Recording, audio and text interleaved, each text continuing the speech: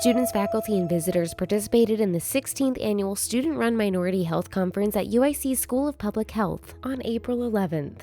The day-long conference was part of the school's celebration of National Public Health Week and consisted of workshops, lectures, and poster presentations highlighting student-led community work. Conference Chair Lisa Beltran said the theme Mobilizing for Health, Community Advocacy and Public Policy reflects the goal to explore how public health can harness the voices of traditionally underrepresented groups to prioritize equity and justice in policymaking. Beltran hopes participants leave inspired to take action in their communities.